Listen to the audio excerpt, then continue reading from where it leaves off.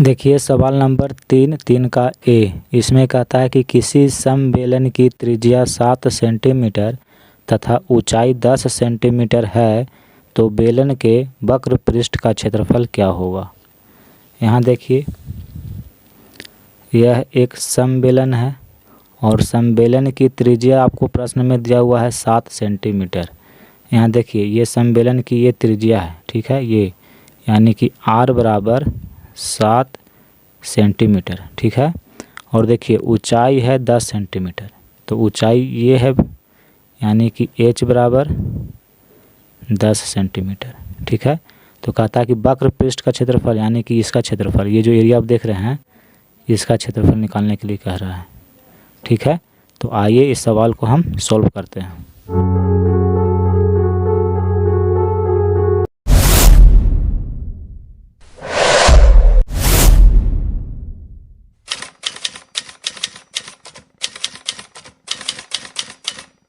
देखिए सवाल नंबर 3 का ए। यहाँ लिखेंगे कि समबेलन की त्रिज्या, और त्रिज्या को r से सूचित करते हैं यानी कि r बराबर 7 सेंटीमीटर। फिर देखिए समबेलन की ऊंचाई, ऊंचाई को h से सूचित करते हैं और ये है 10 सेंटीमीटर, ठीक है। तो निकालना है बेलन के वक्र पृष्ठ का क्षेत्रफल।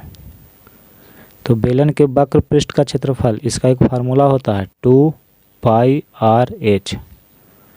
देखिए 2 पाई का मान 22/7, बेलन की त्रिज्या 7 सेंटीमीटर और h का मान 10 सेंटीमीटर। देखिए 7 से 7 कैंसिल हो गया, 22 दूनी 44 और 44 को 10 से गुना करेंगे तो 440 वर्ग सेंटीमीटर, ठीक है। ये आपका समबेलन के वक्र पृष्ठ का क्षेत्रफल हो जाएगा। देखिए सवाल नंबर 3 का बी। इसमें कहता है कि लंबवृत्तीय बेलन के वक्र पृष्ठ का क्षेत्रफल लिखे जिसके आधार का क्षेत्रफल πa² वर्ग सेंटीमीटर और ऊंचाई 20 सेंटीमीटर है। यानी कि ऊंचाई और आधार का क्षेत्रफल दिया हुआ है, आपको लंबवृत्तीय बेलन के वक्र पृष्ठ का क्षेत्रफल निकालना है, ठीक है। तो यहाँ पे देखिए एक हमने लंबवृत्तीय बेलन बनाया है, ये एक लंबवृत्तीय बेलन है और इस बेलन के आधार का क्षेत्रफल देखिए ये आधार है, ठीक है, और इसका क्षेत्रफल। तो आधार वृत्ताकार है तो हम जानते हैं कि इस वृत्त का जो क्षेत्रफल होता है वो πr² होता है, ठीक है। तो यहाँ पे देखिए πa² दिया हुआ है यानी कि वृत्त का जो क्षेत्रफल है, देखिए वृत्ताकार आधार है, इसका क्षेत्रफल πr² और इतना बराबर आपको दिया हुआ है πa², देखिए πa², ठीक है। और ऊंचाई 20 सेंटीमीटर है, देखिए ये बेलन की ऊंचाई है यानी कि h बराबर 20 सेंटीमीटर और ये वर्ग सेंटीमीटर में है। तो कहता है कि ये जो लंबवृत्तीय बेलन है इसका वक्र पृष्ठ का क्षेत्रफल बताइए, यानी कि ये जो वक्र पृष्ठ है इसका क्षेत्रफल बताइए, ठीक है। तो आइए इस सवाल को हम सॉल्व करते हैं। यहाँ देखिए सवाल नंबर 3 का बी। यहाँ लिखेंगे कि बेलन के आधार का क्षेत्रफल कितना है πa² और आधार का क्षेत्रफल क्या होता है तो πr² होता है। देखिए इतना बराबर है πa², पाई से पाई कट गया, r² बराबर a² है तो r बराबर तो a² का वर्गमूल हो जाएगा। तो इसका वर्गमूल कितना होगा a होगा यानी कि a सेंटीमीटर। क्या है तो बेलन की त्रिज्या है, ठीक है। यानी कि इस बेलन की जो त्रिज्या है यानी कि r बराबर वो आपको a सेंटीमीटर दिया हुआ है, ठीक है। इससे निकाले, ठीक है, यहाँ से निकला r का मान, देखिए तो यहाँ से हमने r का मान निकाल लिया कि बेलन की जो त्रिज्या है वो a सेंटीमीटर है तथा बेलन की ऊंचाई को h से सूचित करते हैं और ये आपको 20 सेंटीमीटर दिया हुआ है। देखिए ऊंचाई 20 सेंटीमीटर है। तो कहता है कि वक्र पृष्ठ का क्षेत्रफल निकालिए। तो बेलन के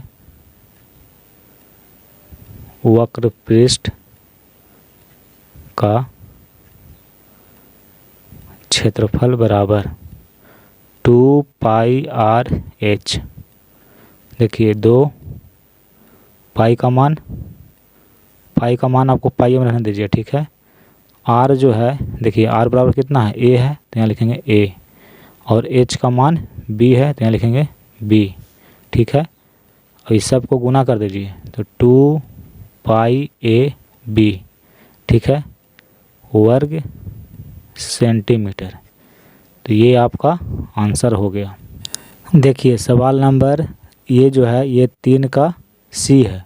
कहता है कि 7 डेसीमीटर व्यास और 5 डेसीमीटर ऊंचाई के एक सम्मेलन का वक्र पृष्ठ मालूम कीजिए, ठीक है। यहाँ देखिए यह एक सम्मेलन है और इसका व्यास आपको दिया हुआ है 7 डेसीमीटर। तो जब व्यास इसका 7 डेसीमीटर है तो त्रिज्या कितनी होगी, तो हम जानते हैं त्रिज्या व्यास की आधी होती है, यानी कि 7/2 डेसीमीटर। और देखिए 5 डेसीमीटर ऊंचाई, इस बेलन की ऊंचाई आपको प्रश्न में दिया हुआ है 5 डेसीमीटर। तो कहता है कि इसका वक्र पृष्ठ मालूम कीजिए। आइए इस सवाल को सॉल्व करते हैं। देखिए सवाल नंबर 3 का सी। यहाँ लिखेंगे कि सम्मेलन का व्यास यानी कि d बराबर 7 डेसीमीटर। आप हिंदी में लिखेंगे, जैसे यहाँ डेसीमीटर लिखा हुआ है तो आप यहाँ डेसीमीटर लिखेंगे, ठीक है। तो जब व्यास 7 है तो सम्मेलन की त्रिज्या d/2 यानी कि 7/2 डेसीमीटर। और देखिए सम्मेलन की ऊंचाई यानी h बराबर 5 डेसीमीटर, ये आपको सवाल में दिया हुआ है। तो वक्र पृष्ठ निकालना है, तो यहाँ लिखेंगे कि सम्मेलन का वक्र पृष्ठ, इसका एक फार्मूला होता है 2πr/h। 2 पाई का मान होता है 22/7, r का मान 7/2 है और h का मान 5 है। देखिए 7 से 7 कैंसिल हो गया, 2 से 2 कैंसिल हो गया, तो 22 गुना 5 110 वर्ग डेसीमीटर, ठीक है, डेसीमीटर। तो ये सम्मेलन का वक्र पृष्ठ हो गया, ये आंसर है। देखिए सवाल नंबर 3 का डी। एक ऐसे बेलन का वक्र पृष्ठ मालूम कीजिए जिसके आधार की परिधि 88 सेंटीमीटर और ऊंचाई 5 सेंटीमीटर हो। देखिए एक बेलन है और बेलन का वक्र पृष्ठ मालूम कीजिए, यानी कि इसका वक्र पृष्ठ आपको ज्ञात करना है और आधार की परिधि 88 सेंटीमीटर दिया हुआ है। तो आधार की परिधि देखिए ये जो आप देख रहे हैं, ये जो गोलाकार है, इसकी लंबाई आपको 88 सेंटीमीटर दिया हुआ है। तो यानी कि ये वृत्त की परिधि है, तो वृत्त की परिधि होती है 2πr, यानी कि इतना बराबर आपको 88 सेंटीमीटर दिया हुआ है और ऊंचाई 5 सेंटीमीटर है। देखिए बेलन की ये ऊंचाई है, यानी कि ऊंचाई बराबर 5 सेंटीमीटर। तो वक्र पृष्ठ इसका ज्ञात करना है। तो वक्र पृष्ठ ज्ञात करने के लिए हमें बेलन की त्रिज्या चाहिए और ऊंचाई चाहिए। तो ऊंचाई तो दिया हुआ है, त्रिज्या कैसे निकलेगी, तो देखिए यहाँ से r का वैल्यू निकलेगा, ठीक है। सवाल नंबर 3 का डी। यहाँ लिखेंगे कि बेलन के आधार की परिधि बराबर 88 सेंटीमीटर। ये आपको दिया हुआ है। और बेलन के आधार देखने में कैसा है, तो वृत्ताकार है। तो वृत्त की परिधि 2 पाई r, इतना बराबर 88 दिया हुआ है। देखिए 2 गुना 22/7, पाई का मान त्रिज्या r बराबर 88। देखिए 2 से इसको काटेंगे 88 को तो 44 बार में, और 22 से काटेंगे तो 2 बार में। r बराबर 2, 7 इधर बटा में है, इधर जाकर गुना में हो जाएगा, तो 2 सत्ते 14 सेंटीमीटर। देखिए बेलन की त्रिज्या कितनी है, तो 14 सेंटीमीटर है। यहाँ देखिए बेलन की त्रिज्या 14 सेंटीमीटर, ऊंचाई भी 5 सेंटीमीटर है। तो वक्र पृष्ठ निकाल लेते हैं। यहाँ लिखेंगे बेलन का